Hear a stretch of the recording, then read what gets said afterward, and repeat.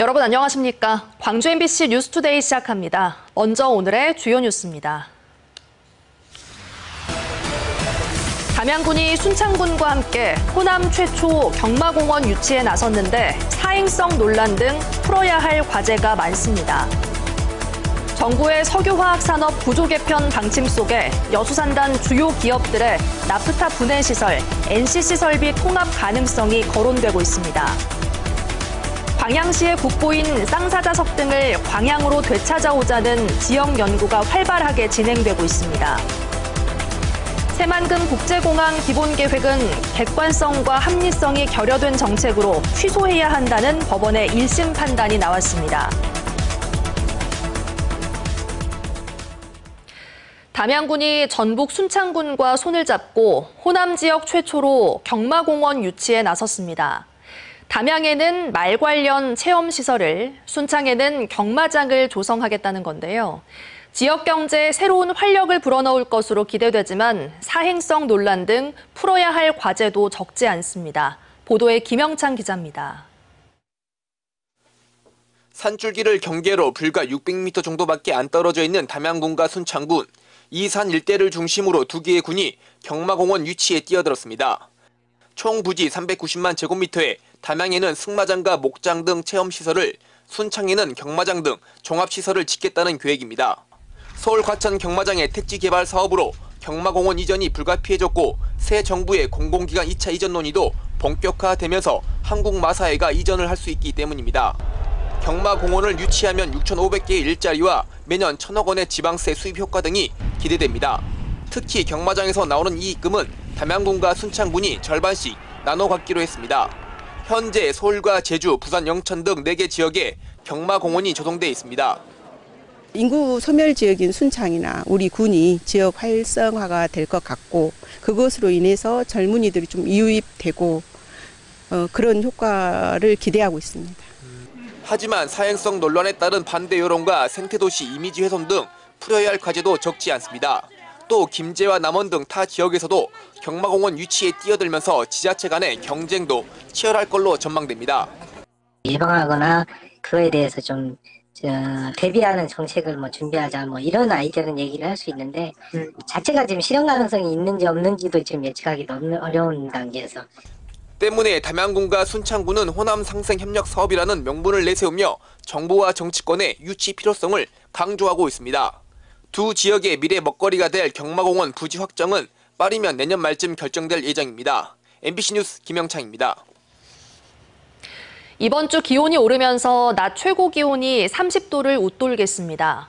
광주지방기상청에 따르면 오늘 낮 최고 기온은 광주 30도, 여수와 광양 31도 등 광주 전남 대부분 지역에서 30도 안팎으로 오르겠습니다. 전남 서해안과 남해안을 중심으로는 열대야가 나타나는 곳도 있겠습니다.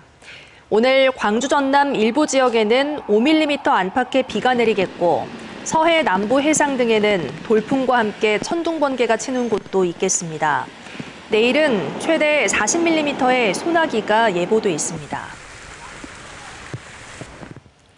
석유화학 산업의 체질을 개선하고 경쟁력을 높이기 위해 여수산단 기업들 간의 빅딜 가능성이 점쳐지고 있습니다. 다만 아직은 초기 단계인데다 복잡한 지분 구조 때문에 설비 통합이나 매각이 확정되기까지는 시간이 걸릴 것으로 보입니다. 문영철 기자의 보도입니다. 지난달 정부가 발표한 석유화학 산업 구조 개편의 핵심은 나프타 분해 시설, 이른바 NCC 설비 감축이었습니다. 최대 370만 톤 규모의 설비 감축을 목표로 각 사별로 구체적 사업 재편 계획을. 정부 방침이 나온 지 20여일이 지난 현재 NCC 설비를 갖춘 여수산단 주요 기업들의 빅딜 가능성이 제기되고 있습니다.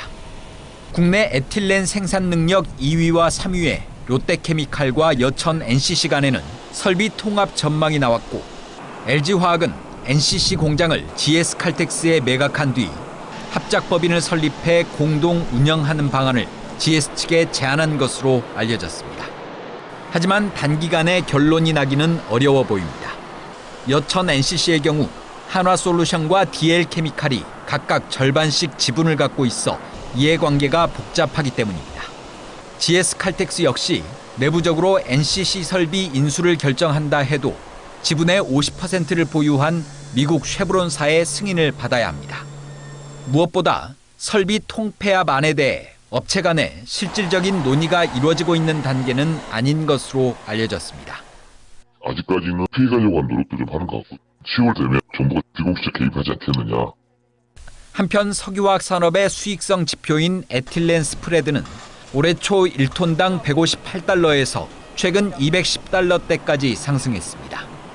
다만 손익 분기점인 250달러에서 300달러를 여전히 밑돌면서 의미 있는 수익 개선을 기대하기는 어려운 상황입니다. MBC 뉴스 문형철입니다. 중흥산성 쌍사자석 등은 광양의 유일한 국보인데요. 이를 제자리로 돌려받기 위한 움직임이 활발하게 진행 중입니다. 현재 역사 고증 절차가 한창인데 쌍사자석 등을 처음 세웠던 사찰의 이름을 찾는 발굴 조사도 시작될 것으로 보입니다. 김주희 기자가 보도합니다. 동일신라 말기의 것으로 추정되고 있는 국보 103호 쌍사자석 등입니다. 일제강점기 조선 총독부에 의해 중흥산성에서 옛 전남지사 관사로 옮겨진 뒤 덕수궁, 경복궁 등지를 거쳐 현재 광주박물관에 소장 전시되고 있습니다. 지역사회는 광양 중흥산성 쌍사자석 등을 제자리로 반환받기 위해 국립중앙박물관 측에 시민 5만 명의 염원을 담은 서명을 전달하는 등 범시민운동을 전개해오고 있습니다. 이와 함께 중흥산성 쌍사자석 등의 원위치를 학술적으로 고증하기 위한 영역도 마무리 단계에 있습니다. 명확한 근거 자료가 또 학술적으로 이렇게 검토가 된 적은 없었거든요. 그래서 이번 기회에 그러한 근거 자료들이 사료와 사진 자료, 다양한 자료들이 이번에 학술적으로 검토가 됐다는 의미에서 굉장히 큰 의미가 있습니다. 하지만 아직 쌍사자석 등의 지역 반환까지는 과제가 산적해 있습니다. 쌍사자석 등이 있던 자리가 절터인 것까진 확인됐지만 공문 등 사료를 통해 구체적인 사찰명을 고증해내진 못한 겁니다.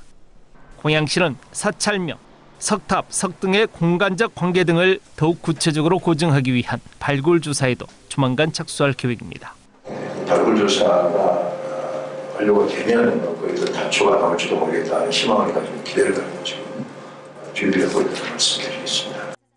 시는 보존관리 환경 조성 계획까지 수립한 뒤 내년 이후쯤 국가유산청과 협의 절차를 거쳐 쌍사자석 등에 대한 반환 요청을 할 계획입니다. 내년에 지금 저희가 순리대로 간다라고 하면 발굴조사가 완료되고 그 결과를 가지고 저희들이 또 협의를 해야 될 그런 단계라고 지금 생각을 하고 있어서 좀 구체적으로 어떤 시점까지 말씀드리긴 좀 어려운 점이 있습니다. 광양의 유일한 국보 중흥쌍사자석 등의 귀환을 위한 지역사회의 노력이 결실로 이어질 수 있을지 주목됩니다. MBC 뉴스 김주희입니다. 이재명 대통령이 취임 100일 기자회견에서 재생에너지 산업 육성 방침을 밝히면서 전라남도가 후속 조치 마련에 나섰습니다. 전남도는 동북권의 재생에너지 대전환을 위해 동부지역 본부장을 중심으로 재생에너지 확충 TF를 구성하고 석유화학과 철강산단의 마이크로그리드 산단 전환을 신속히 추진할 계획입니다. 전남도는 주민참여형 재생에너지 발전 사업과 주민 이익 공유제 등을 추진해왔고 연 1조 원 규모의 에너지 기본소득 실현을 위해 공공주도형 재생에너지 보급을 확대하고 있습니다. 광주 환경운동연합이 최근 광주천 쓰레기 줍기 행사에서 150리터에 달하는 쓰레기를 수거했다고 밝혔습니다. 단체는 광주 폭우 피해가 아직 수습되지 않은 가운데 광주천에도 여전히 쓰레기가 남아 있었다며 일회용 비닐과 플라스틱 조각 등이 대부분이었다고 설명했습니다. 그러면서 하천으로 한번 유입된 쓰레기는 수거가 어렵고 잘게 부서진 플라스틱은 수중 생태계에 악영향을 미친다고 강조했습니다.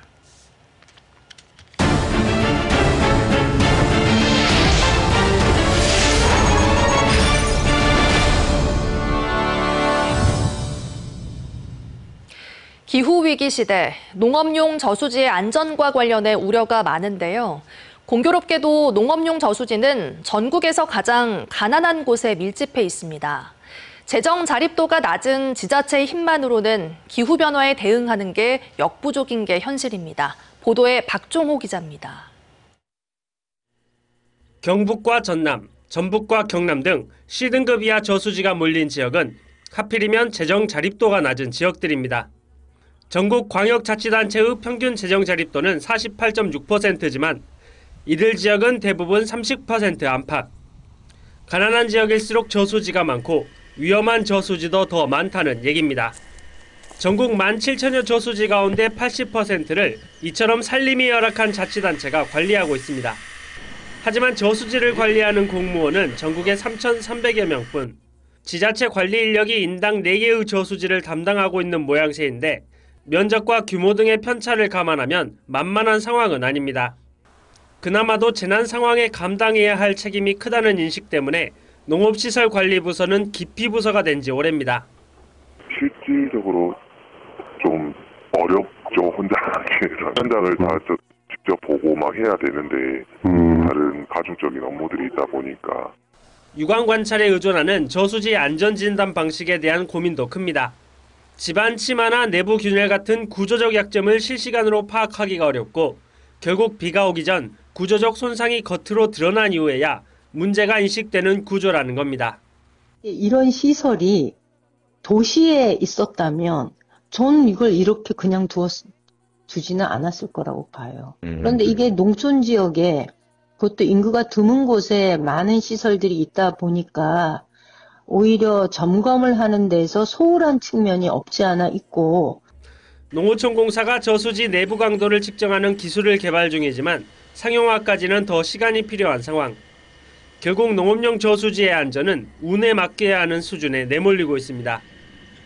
미리 이제 저수지 관리자가 수시로 관찰을 하면서 이상 유무를 얘기해주죠. 주기적으로 점검을 하게 돼 있습니다. 농어촌공사와 자치단체가 지난 10년간 저수지 개보수에 들인 예산은 2조 7천여여 원. 농어촌 정비법에 따라 수립된 계획상 D등급 이하 저수지 강화에만 5조 원이 넘게 필요한 상황에서 17,000여 개 저수지 전체를 개보수하는 건 사실상 불가능에 가깝습니다. 그럼에도 불구하고 예산의 문제나 단순히 농촌에 국한된 문제로 인식해서는 안 된다는 지적이 나오고 있습니다. 저수지 흙둑이 붕괴될 경우 치수 능력의 상실, 이는 곧 식량 공급 차질로 이어질 것이고 농산물 가격 급등, 농촌 공동체 붕괴로 이어질 수밖에 없다는 겁니다. 농업 농촌 정책이 정치권에서 우선순위를 갖도록 식량 안보라는 국가적 프레임으로 농업 농촌 의제를 전환할 필요가 있어 보입니다. 농업은 1차 산업, 사양 산업이 아니라 모두 생존과 직결된 미래 산업임을 설득한 노력이 절실해 보입니다. 국가의 식량 안보와 기후재난 대응 전략 차원에서 국가 주도의 농업용 저수지 관리 대책이 시급합니다. MBC 뉴스 박종호입니다. 요즘 거리에서 임대 문의가 붙은 점포들을 어렵지 않게 볼 수 있는데요. 상가 공실률이 늘어나는 만큼 자영업자는 줄고 있습니다. 보도에 김단비 기자입니다. 여수 흥국상가의 한 골목, 점포들이 줄지어 임대를 내놨습니다. 불이 꺼지고 텅 빈 내부에는 적막감이 감돕니다. 14년 동안 자리를 지켜온 한 가게는 폐업 전 할인 행사에 들어갔습니다. 새 임차인을 구할 생각이지만 그것도 앞이 막막합니다. 장사가 안 되니까 이것도 그냥 임대로 내놓을까 하고 견디다가 다 이제 나가시는 거죠. 한때 공실률 0%를 기록했던 여수 학동 일대도 빈 점포가 늘어나고 있습니다. 올 2분기 기준 학동의 집합상가 공실률은 20%, 순천의 원도심과 광양 중심 상권인 중동은 공실률이 30%가 넘어 더 심각합니다. 비어지는 상가만큼 자영업자도 줄고 있습니다. 지난달 전남의 자영업자는 28만 8천 명으로 1년 전보다 13,000명 감소했습니다. 보증금과 월세가 저렴한 곳으로 옮기다 이마저도 버티지 못하면 폐업으로 이어지는 겁니다. 네, 차를 타고 돌아다니는 공실 진짜 많아요. 한 집 나가면 한 집 들어올까? 이런 식으로. 최근 정부는 공실 상가 등을 주거용으로 전환하는 작업을 추진 중입니다. 하지만 용도 변경 절차가 복잡할 뿐더러 수도권과 달리 상권이 밀집돼 있지 않은 지방에서도 적용이 가능할지에 대해서는 회의적인 반응이 나옵니다. MBC 뉴스 김담희입니다. 전라남도와 여수시 등이 2026 여수 세계 섬박람회 입장권을 사전 판매합니다. 사전 예매는 4번에 걸쳐 진행되며 12월 31일까지 진행되는 1차 예매에서는 입장권을 최대 40% 할인된 가격에 구매할 수 있습니다. 또 전 기간권의 경우 전남 도민과 자매도시, 남해안 남중권 주민들을 대상으로 할인되고 내국인 20명 이상 단체 관람객의 인솔자는 무료로 입장할 수 있습니다. 전남도는 농협과 읍면동, 대형마트 등으로 입장권 판매처를 점차 확대할 방침입니다. 전남의 15개 구간 등산로와 둘레길, 탐방로 등의 도로명이 부여됐습니다. 이번 도로명이 부여된 곳은 여수 고락산 둘레길, 담양 병풍산 숲길, 고흥 파령산 편백 치유의 숲길 등 15곳입니다. 그동안 기존 숲길은 지도나 내비게이션에 명확하게 표시되지 않아 방문객들이 찾는 데 어려움을 겪었는데 이번에 도로명이 부여되면서 접근성이 개선되고 주변 공중 화장실이나 쉼터 등의 관리도 원활해질 것으로 기대됩니다.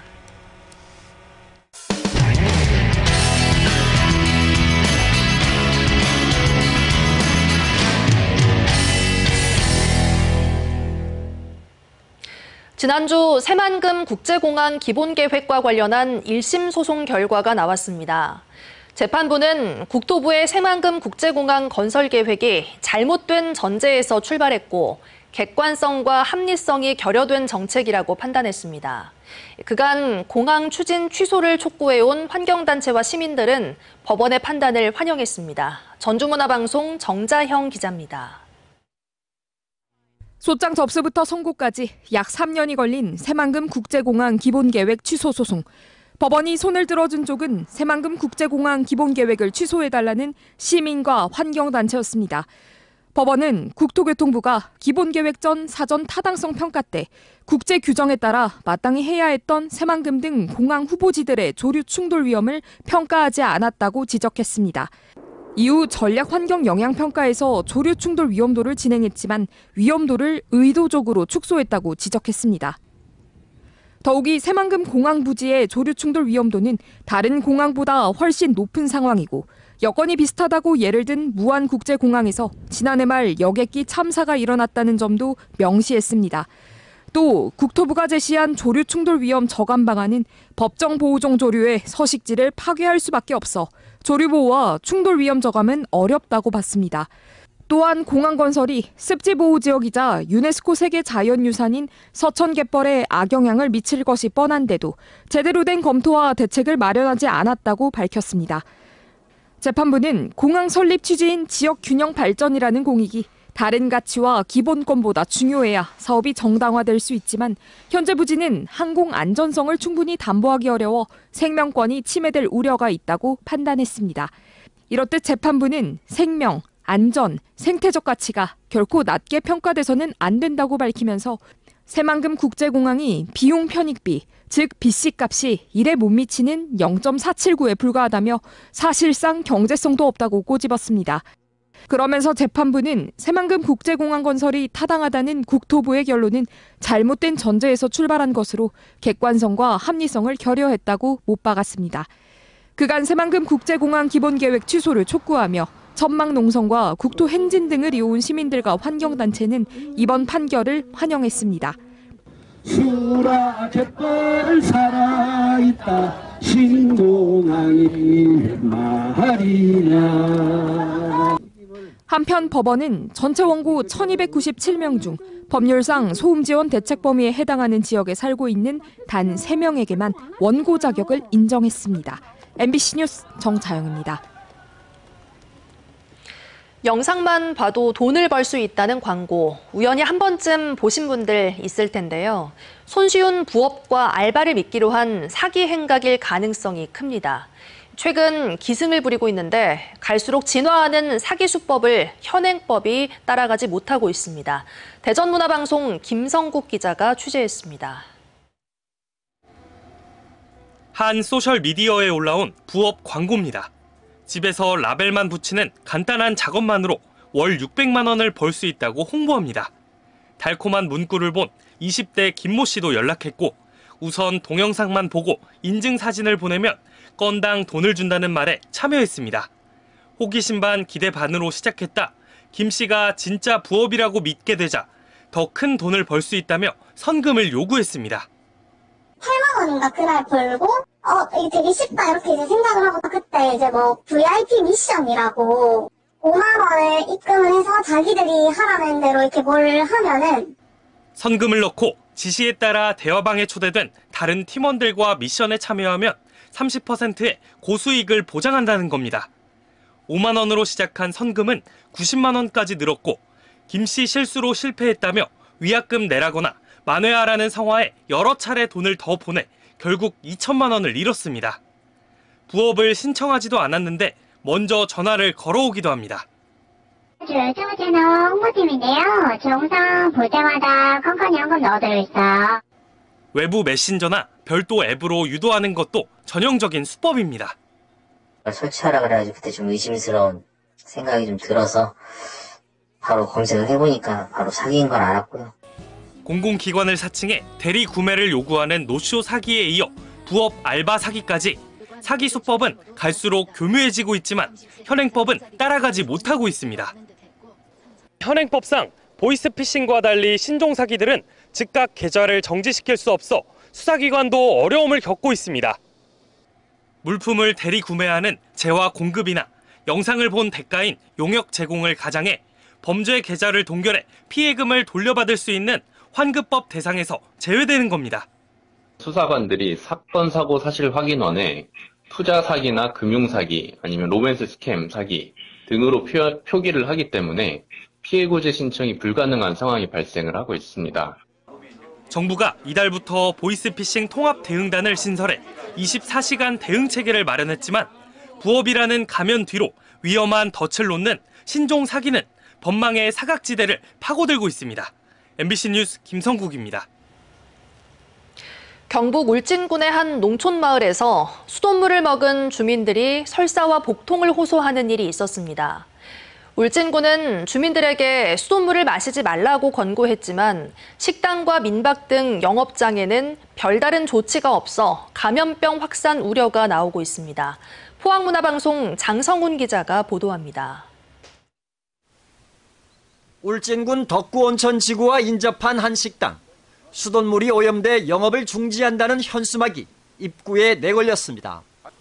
인근 계곡물을 끌어다 쓰는 소규모 마을 수도가 최근 3차례 수질 검사에서 모두 부적합 판정을 받았기 때문입니다. 일반 세균과 탁도는 기준치를 초과했고 검출되면 안 되는 대장균까지 나왔습니다. 지난달에는 조리사인 식당 주인이 설사와 복통 증상을 보이다 4급 법정 감염병인 장관 감염증 판정을 받았습니다. 항상 누리끼리 하고 비가 오면 더 누렇게 나오고 부유물도 나오고 수도꼭지를 수시로 청소를 해야 됩니다. 이런데도 울진군에 별다른 조치가 없자 식당 측은 방역 당국에 직접 문의해본 뒤 매뉴얼에 따라 자체적으로 영업 중단을 결정했습니다. 환자분이 증상이 있을 시 음식 취급이나 보육, 간호에 대해서 그러한 업종에 종사하는 것이 금지입니다. 수돗물에 잔뜩 든 이물질 탓에 보일러 배관이 막혀 고장나는 일이 발생하기도 했습니다. 상황이 심각해지자 울진군은 현재 주민들의 수돗물 음용을 중지시키고 생수를 지급하고 있습니다. 하지만 조리와 식재료 세척 등의 수돗물을 대량으로 쓰는 식당과 민박 등 영업장에는 별다른 조치를 하지 않아 10여 곳이 그대로 영업 중입니다. 자의적인 판단에 의해서 장사를 하든지 말든지 알아서 해라. 사중법정 감염병인데 그걸 자체적으로 판단해라는 것은 도저히 이해할 수 없고요. 울진군은 뒤늦게 현장 파악에 나서겠다는 입장입니다. 그러면 확인을 우선 해봐야 될 것 같습니다. 만약에 지금 고물 먹는 거 중단이 됐다 하면은 저희들이 그건 확인 추가 조치 사항을 한번 검토해봐야 될 것 같습니다. 마을의 수도는 주민들이 관리 주체지만 울진군이 민간 위탁으로 관리를 지원해왔는데 그동안 관리가 부실했다는 지적도 나옵니다. 약 투입이나 투입기도 일단 고장난 상태이고 이런 걸 전반적으로 업체에서 전혀 관리를 안 하는 걸로 저는 판단되고 또한 안 됐기 때문에 이제 지금 결과적으로 대장균이 나온 걸로 이제. 울진군은 이번 일을 계기로 1억여 원을 들여 연말까지 정수시설을 설치해 수질을 개선하겠다고 밝혔습니다. 한편 울진군에선 77개 마을 2,300여 가구가 소규모 상수도를 이용하고 있습니다. MBC 뉴스 장성훈입니다. 올해 명량대첩 축제가 오는 19일부터 4일간 해남 우수영 관광지와 진도 녹진 관광지 일대에서 열립니다. 축제 기간 하루 한 번씩 울돌목 바다에서 해군과 해경이 함께하는 해상 군함 퍼레이드가 열리는 등 명량대첩을 재현하는 다양한 행사가 마련됩니다. 올해로 17번째 열리는 명량대첩 축제는 이순신 장군이 13척의 배로 133척의 외적을 물리친 승리를 기념하는 축제입니다. 광주시는 2025 인방울 국악상 시상식을 열고 윤충일 명창에게 인방울 국악상 본상을, 김준영 광주시립창극단 상임단원에게 특별상을 수여했다고 밝혔습니다. 수상자들은 인방울 선생의 예술 정신을 높이고 지역 문화예술의 발전에 기여한 공을 인정받았습니다. 한편 인방울 국악제에 꽂힌 본선은 오늘 빛고을 시민문화관에서 열립니다. 이번 주 낮 최고 기온이 30도를 웃도는 더위가 이어지겠습니다. 광주지방기상청에 따르면 오늘 낮 최고 기온은 광주 30도, 여수와 광양 31도 등 광주 전남 대부분 지역에서 30도 안팎으로 오르겠습니다. 전남 서해안과 남해안을 중심으로는 열대야가 나타나는 곳도 있겠습니다. 오늘 광주 전남 일부 지역에는 5mm 안팎의 비가 내리겠고 서해 남부 해상 등에는 돌풍과 함께 천둥 번개가 치는 곳도 있겠습니다. 내일은 광주 전남에 최대 40mm의 소나기가 예보돼 있습니다. 이상으로 뉴스 마칩니다. 함께해 주신 여러분 고맙습니다. 언제 어디서나 내 손 안의 뉴스. 광주 MBC 뉴스 유튜브 구독으로 함께하세요.